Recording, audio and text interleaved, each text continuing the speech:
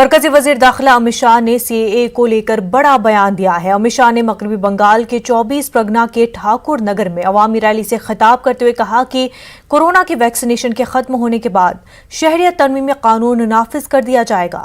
अमित शाह ने कहा कि सीएए के निफाज में कोविड-19 की वजह से ताखीर हुई है। मैंने हमारे भाई शांतनु ठाकुर से वादा किया था कि मैं जरूर आऊंगा और इस सीएए के लिए जो भ्रांति फैलाते हैं उनको कठोर जवाब अपने मुंह से मैं दूंगा। मैं जरूर आऊंगा। ये मीडिया वाले और तृणमूल कांग्रेस वाले सभी सीएए के बारे में सुनना चाहते हैं। मुझे मालूम है, मैं बताता हूं सीएए के बारे में डंके की चोट पर बताता हूं। मैं आज इस पवित्र भूमि पर वादा कर कर जाता हूं, जैसे ही ये वैक्सीनेशन का काम समाप्त होता है, जैसे ही कोरोना से मुक्ति मिलती है, आप सभी को नागरिकता देने का काम भारतीय जनता पार्टी की सरकार समाप्त। पंजाब और हरियाणा हाई कोर्ट ने यह फैसला सुनाया है कि कोई भी मुस्लिम लड़की जिसकी उम्र 18 बरस से कम है लेकिन वो सिने बलूगत को पहुंच चुकी है, वो अपनी मर्जी से किसी के साथ भी शादी कर सकती है। अदालत ने मुस्लिम लड़के और लड़की की जानिब से दाखिल की गई अर्जी पर फैसला सुनाते हुए कहा कि मुस्लिम पर्सनल लॉ के तहत लड़की को सिने बलूगत के बाद अपनी मर्जी से शादी करने की इजाजत है।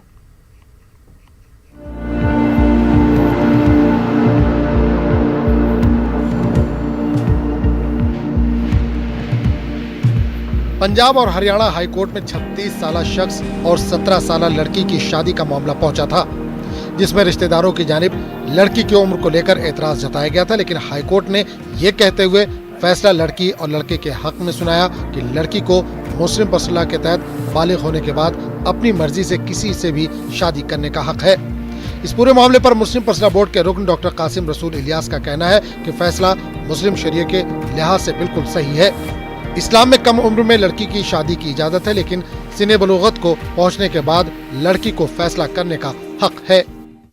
ये जो फैसला है हरियाणा हाई कोर्ट का, इस फैसले में उस शरीयत के उस पूरे कानून का जिक्र किया गया है कि एक लड़की प्यूबर्टी कब हासिल करती है, बलूगत कब हासिल करती है।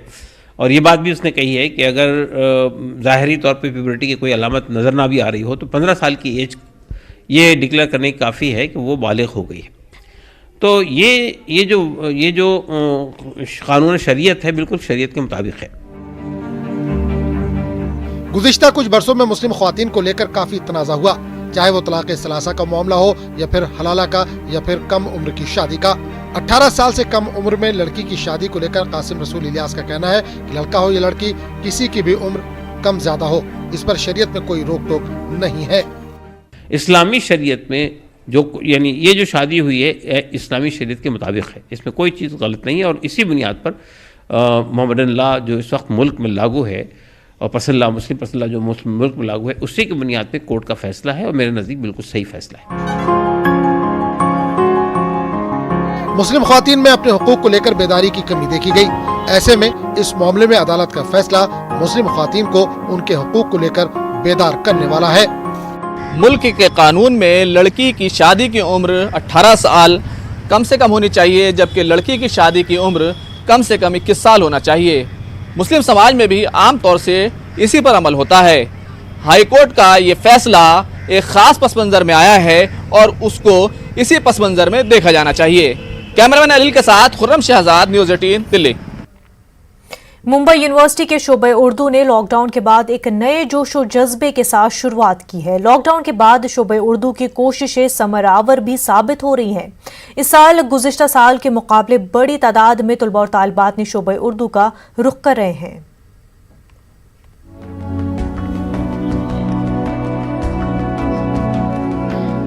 कोविड-19 और लॉकडाउन के बाद आला तालीमी इदारों को मुश्किलात का सामना करना पड़ रहा है। आला तालीमी इदारों में दाखिलों की कमी के मामलात भी पेश आ रहे हैं, लेकिन मुंबई यूनिवर्सिटी के शोबे उर्दू में गुज़िश्ता 2020 के मुकाबले इस साल MA उर्दू में ज्यादा दरख्वास्तें मौसूल हो रही हैं। तालीमी साल में 2019 के मुकाबले दुगने दाखिले हुए हैं। तो ये बजट के कट होने से जो है तमाम शोबे को परेशानी, उर्दू डिपार्टमेंट को भी इस परेशानी से दो चार होना पड़ा। अब उसकी वजह से हम लोग जो है ये कहा गया, भाई अभी मीटिंग हुई थी बजट की मीटिंग, तो उसमें ये कहा गया कि 31 मार्च तक आप जो है कोई खर्च नहीं निकालें, उसके बाद हम लोग देखेंगे। और फिर भी हमने लेटर लिखा, हमारे यहाँ अभी टीचर्स की कमी है, जो सर के इंतकाल होने के बाद और मैडम के रिटायरमेंट होने के बाद, उसके लिए भी हमने लेटर लिखा है तो उसको, और वाइस चांसलर को, अथॉरिटी को लेटर लिखा, इन्फॉर्म किया भी कि ये है। दूसरी जो है हमारे यहाँ बिल्डिंग की हालत आप देख रही है, खस्ता हाल है, उसको रेनोवेशन के लिए हमने लेटर लिखा है, और जो भी ज़रूरियात है डिपार्टमेंट को उसके लिए हमने उनको लेटर लिखा। यहाँ अभी मैं एमफिल के लिए एडमिशन ले रही हूँ। यहाँ उर्दू में बहुत सारी अपॉर्चुनिटी आला तालीम के लिए, उर्दू के और भी कोर्सेज है, पार्ट टाइम के लिए तहरीरी कोर्सेज है, और ITI का भी कोर्सेज है उर्दू में, जो तालिब इल्म के लिए बहुत अच्छा है। सहाफ़ियत का भी कोर्स है। मुंबई यूनिवर्सिटी की शोबे उर्दू ने MA साल अव्वल के अलावा उर्दू जबान में डिप्लोमा और सर्टिफिकेट कोर्स के अलावा सहाफत और गजल सराई के कोर्सेज में भी एडमिशन का सिलसिला शुरू कर दिया है। खुशी की बात यह है कि इन कोर्सेज में गैर मुस्लिम और गैर उर्दूदा तबके भी शोबे उर्दू से एडमिशन के सिलसिले में रुजू हो रहा है। और इसके साथ ही हमने जो है MA के लिए एडमिशन शुरू किया, और साथ ही जो है जो हमारे यहाँ डिप्लोमा कोर्सेज होते हैं, diploma in computer DTP multilingual courses है, मास मीडिया का है, कैलीग्राफी का हमने कोर्स इंट्रोड्यूस किया है, certificate diploma and advance diploma in Urdu है हमारे पास, और इसके अलावा जो है तो गज़ल एप्रिसिएशन का डिप्लोमा सर्टिफिकेट हमने शुरू किया है, इसलिए अभी उसमें तो एडमिशन जारी है, जो लोग ख्वाहिशमंद एडमिशन ले सकते हैं। उर्दू कोर्सेज में दाखिलों के मुतालिक दिलचस्पी को देखते हुए शोबे उर्दू में दाखिलों की तारीख में 17 फरवरी तक तौसी कर दी गई है, ताकि ज्यादा से ज्यादा ख्वाहिशमंद तलबा और तालिबात शोबे उर्दू से फैज़याब हो सके। न्यूज़ 18 उर्दू के लिए मुंबई से मोहिउद्दीन की रिपोर्ट। बंगाल में आज लेफ्ट रैली के दौरान हुए तशद्दुद को अफसोसनाक बताते हुए साबिक MP मोहम्मद सलीम ने ममता हुकूमत पर लेफ्ट तुलबा लीडरान को हरासा करने का इल्जाम लगाया। मोहम्मद सलीम ने पुलिस की ज्यादती के खिलाफ कल 12 घंटे के बंद का ऐलान किया है। उनका कहना है कि रियासत भर में एहतजाज किया जाएगा। वो सबसे जो जमहूरियत चाहते हैं, और जो ममता बनर्जी के हाथ इस रियासत को BJP के रियासत बनाने में शामिल होने के लिए तैयार नहीं है, वो सब लोग सिंगू बॉर्डर को जो बंगाल में लाना नहीं देना चाहती, वो सब लोग से अपील है कल 12 घंटे का जबरदस्त तरीके से मुजाहरा हो और हड़ताल हो। मसीहुल मुल्क हकीम अजमल खान के यौम विलादत के मौके पर भोपाल यूनानी शिफाखाने के ज़ेर एहतमाम प्रोग्राम का इनकाद किया गया। हकीम अजमल खान की यौम विलादत को यूनानी डे के तौर पर मनाया गया और तिब्बी यूनानी के फ़रोग में उनकी गिराकद्र खिदमात के साथ तहरीक आज़ादी में उनके कारहाय नुमाया पर तफसील से रोशनी डाली गई। पेश है भोपाल से खास रिपोर्ट।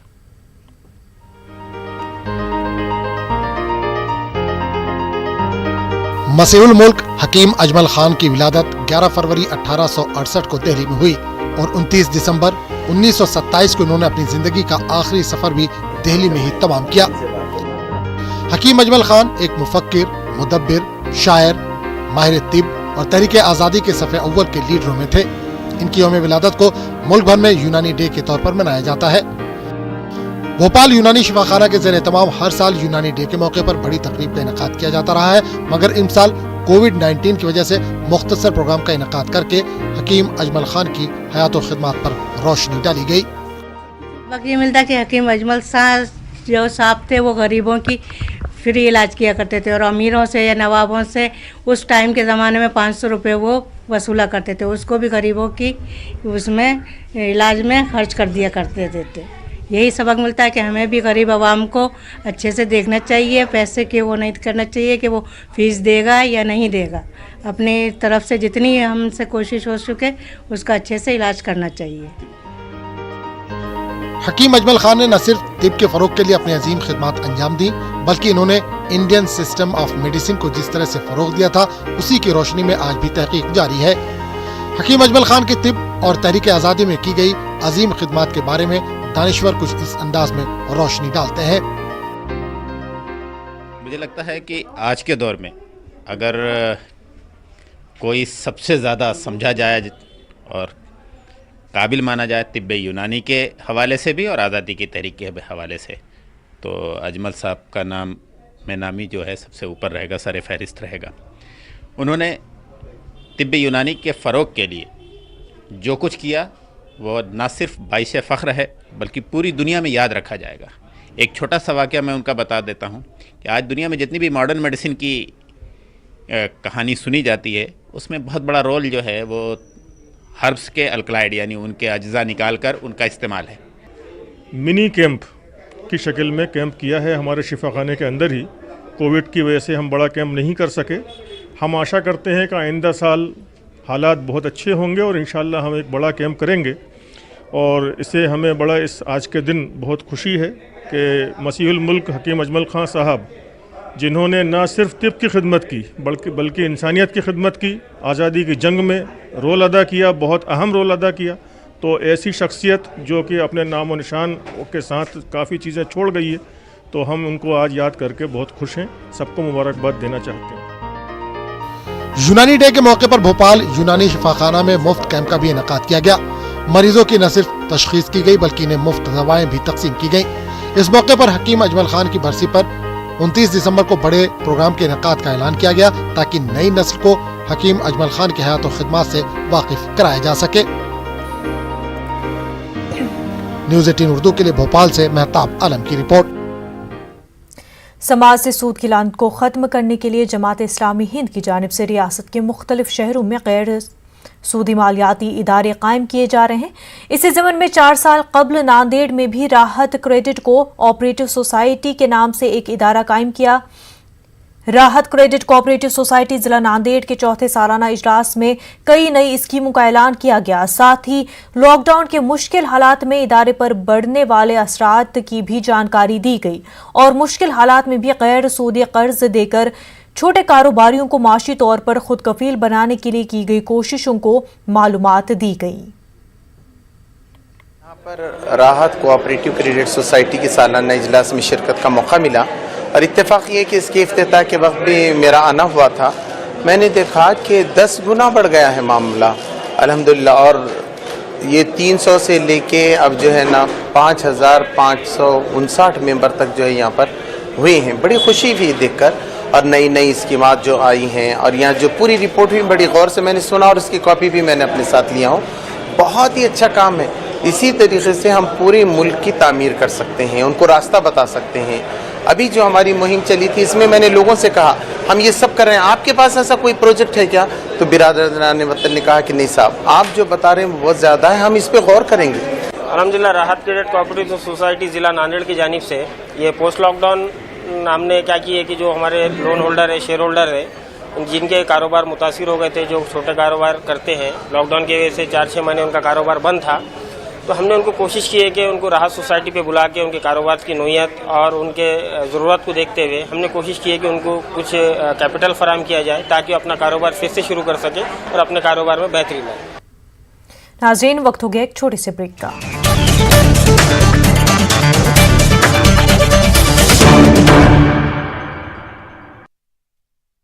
2000 का चालान। सुबह के 9 बज चुके हैं। ताजा खबरों की शुरुआत करेंगे, लेकिन सबसे पहले नजर हेडलाइंस पर। तो अब सिर्फ उठिए नहीं, जागिए। मुल्क के हर कोने में फैला है जहरीली वबा का कहर, लेकिन हर वक्त हर पल मुस्तैदी से निभाते हैं हम अपनी जिम्मेदारी ताकि मिले आपको हर शहर की हर खबर। देखिए खास बात इंडिया न्यूज़ 18 उर्दू पर।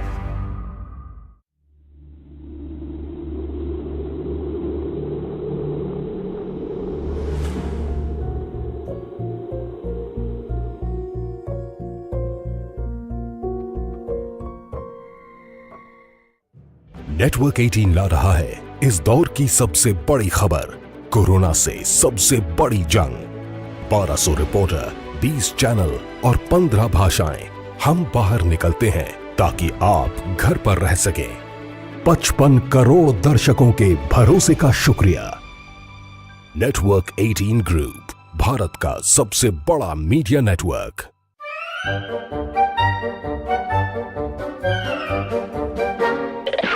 हुआ ठप, आउटडोर हुआ बेकार, टीवी ही दे रहा है विज्ञापन को तेज रफ्तार। करोड़ों दर्शकों तक न्यूज 18 पहुंचाएगा आपका ऐड। न्यूज 18 की टीम दमदार बनाएगी आपका ऐड शानदार। जल्दी कीजिए, कहीं छूट ना जाए ये सुनहरा मौका। हमें मेल करके उठा लीजिए बड़ा फायदा। ये स्पेशल ऑफर है अगले 15 दिनों तक। साथ ही मिलेगा हमारी वेबसाइट पर प्रमोशन। आज ही मेल करें adsales@nw18.com पर। न्यूज 18 इंडिया, आपका पसंदीदा नेशनल न्यूज चैनल, उपलब्ध है टाटा स्काई के चैनल नंबर 519 और एयरटेल के चैनल नंबर 318 पर। कोरोना की हर खबर देखते रहिए न्यूज 18 इंडिया पर। भैया राम राम, नमस्कार। कुछ बता रहे हैं, कुछ चेता रहे हैं। आपने लॉकडाउन के दौरान देखा कि हम क्या कर रहे हैं। कोरोना काल में लोग एक दूसरे को समझा रहे हैं। बड़े बड़े लोग वीडियो बना रहे हैं। आप गाना जानते हैं तो गाइए या फिर अपना हुनर दिखाइए। वीडियो बनाइए और हम तक पहुंचाइए और घर बैठे बनिए स्टार। सेक्युलर के कौमी सदर और साबिक वज़ीर-ए-आज़म HD देवेगौड़ा ने कहा है कि मुल्क को गुलाम नबी आज़ाद की सियासी जहानत और अज़्म की ज़रूरत है। राज्यसभा में अपोजिशन लीडर गुलाम नबी आज़ाद की मुद्दत ख़त्म होने पर JDS के सरबराह ने कांग्रेस के सीनियर लीडर का उनकी कई बरसों की दोस्ती और भाईचारे का शुक्रिया अदा किया। देवेगौड़ा ने इन ख्यालात का इजहार रायचूर में मीडिया से बात करते हुए किया।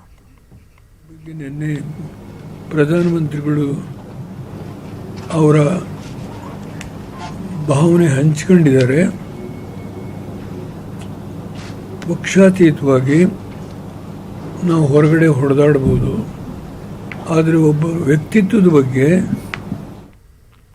आकुला में कुल हिंद बज़्म उर्दू अदब के ज़ेर एहतमाम एक अदबी नशिस्त का इनकाद अमल में आया, जिसमें इलाक़े बरार की मारूफ अदबी शख्सियत खलील फरहत कारंजवी की शख्सियत और फ़न के हवाले से एक किताब का रस्म इजरा अमल में आया। इस नशिस्त में पूरे विदर्भ से अदीबों और शौरा ने हिस्सा लिया।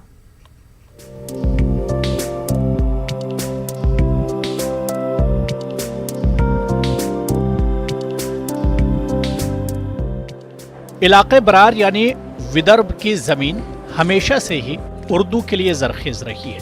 यहाँ हर दौर में उर्दू के बड़े बड़े शोरा, अदीब और नक्कादों ने अदब के लिए अपनी खिदमात अंजाम दी हैं। ऐसे ही एक शायर, अदीब और नक्काद खलील फरहत कारंजवी की फ़न व शख्सियत पर एक किताब मुरतब की गई है, जिसका इजरा इलाक़े बरार से आए हुए मुहिब्बान उर्दू के दरमियान अकुला में अमल में आया। इस किताब को दोहा कतर में क़याम पज़ीर मोहम्मद रफ़ीक नदवी शाद ने तरतीब दिया है। इनके मुताबिक खलील फरहत की फ़न व शख्सियत पर कलम उठाने से कब्ल इन्हें सैकड़ों किताबों का मुताला करना पड़ा। जो कदीम शुअरा हैं बरार के, उनका तारुफ जो है वो पूरी तौर से नहीं हो सका। उसमें बड़ा अहम नाम खलील फरहत साहब मरहूम का था और उनका कलाम, उनकी काविशें, उनकी सियासी और समाजी कोशिशें और मेहनतें, उनको सबको नज़रअंदाज किया गया है। और बरार के लिए और भी बहुत सारे बड़े शोरा जितने हैं। मोहम्मद रफ़ीक नदवी शाद की काविशों की शोरा और उदबा खूब तारीफ कर रहे हैं। सबसे पहले मैं न्यूज़ 18 का शुक्रिया अदा करता हूँ। उर्दू ज़बान और उर्दू तहज़ीब का शुक्रिया अदा करता हूँ।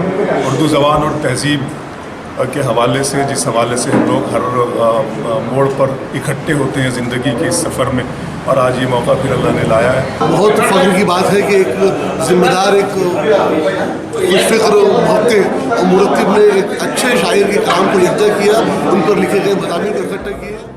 एक ऐसे दौर में जहां लिखने पढ़ने वालों की तादाद में कमी दर्ज की जा रही है, ऐसे में खासकर उर्दू के हवाले से इस तरह का तहकीकी काम उर्दू के रोशन मुस्तकबिल की जमानत फराहम करता है, जिसमें कुल हिंद बज़्म उर्दू अदब जैसी अदबी तंजीमों के रोल को फरामोश नहीं किया जा सकता।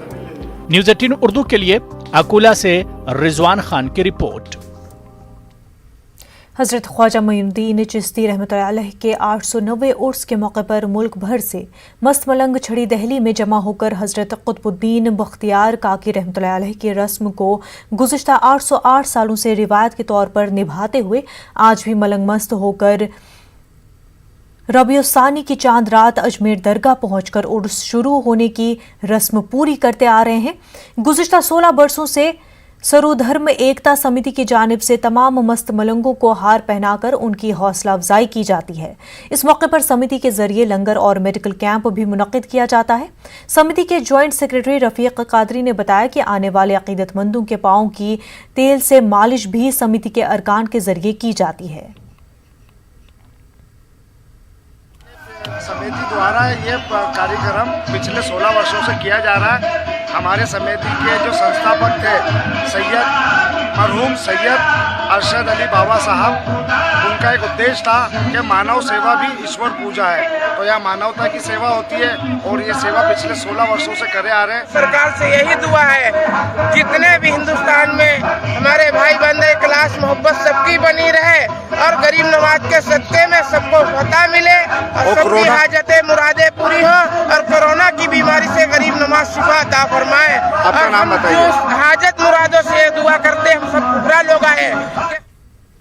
अजमेर में एक सड़क हादसे में हज़रत ख्वाजा मोइनुद्दीन चिश्ती के 890वें उर्स में जियारत करने के लिए पैदल सफ़र कर रहे 3 अफराद की मौत हो गई। इस हादसे में एक शख्स जख्मी हो गया। गगेल के पास एक गाड़ी ने पैदल चल रहे ज़ायरीन को कुचल दिया। ड्राइवर मौके पर से फरार हो गया। पुलिस गाड़ी के ड्राइवर की तलाश में जुट गई है। झारखंड में कोरोना की वजह से प्राइवेट स्कूलों को खोलने की इजाजत अब तक नहीं मिलने से मुंतजमीन सख्त परेशान है। Jharkhand independent school employees alliance की शाख झारखंड मुस्लिम माइनॉरिटी स्कूल एसोसिएशन ने हुकूमत के रवैये के खिलाफ तहरीक चलाने का ऐलान किया है। एसोसिएशन ने कहा है कि मुल्क के कई रियासतों में कोरोना गाइडलाइन के साथ प्राइवेट स्कूलों को खोलने की इजाजत दी गई है, लेकिन झारखंड में तकरीबन 1 साल से बंद प्राइवेट स्कूल खोलने के ताल्लुक से हुकूमत गैर संजीदा रवैया अपनाए हुए है। हमारा जो कमेटी है पूरे राज्य स्तर का, जो बोकारो में 2 दिवसीय जो है मंथन और चिंतन हुआ है, उससे ये निर्णय निकल करके आया है कि 28 फरवरी तक यदि सरकार जो है हमारे विद्यालय को खोलने का परमिशन नहीं देती है तो हम 1 तारीख को वृहद पैमाने पर मुख्यमंत्री आवास पर उपवास करने का कार्यक्रम करेंगे। दूसरी मांग यह है कि हमारे पास जो 11 महीने से स्कूल बंद पड़ा हुआ है और साथ में मान्यता के लिए जो संशोधन हम लोगों को चाहिए, जमीन की बाध्यता खत्म होनी चाहिए और उस पर जो है हमारी मांग है कि उसको लचीला बना करके और निजी विद्यालय के लिए आसानी कर दिया जाए। इसी के लेकर के जो है 13 फरवरी को राजभवन के पास 1 दिवसीय धरने का भी आयोजन किया गया है। आत्मनिर्भर भारत की जानिब बढ़ने की हिंदुस्तानियों में एक फितरी सलाहियत होती है। इसका सीधा रिश्ता इज्जत नफ्स और खुद इन्हिसारी से है। नेटवर्क 18 की पहल स्वाभिमान भारत प्रेजेंटेड बाय ITC ने मुल्क भर से ऐसी कहानियों को मुंतखब किया है जिनमें बगैर किसी सरकारी मदद के अपने मसाइल को लोगों ने खुद हल किया है। ये कहानियां हैं नए तजुर्बात और खुद कफील बनने की, जो हमें कौम के तौर पर डिफाइन करती है। ये एक स्टार्टअप की कहानी है जो ई-कॉमर्स और OTT प्लेयर्स को AI ड्राइवन टेक्नोलॉजी के जरिए कंज्यूमर्स के तजुर्बात को आसान और बेहतर बनाने में मदद करता है।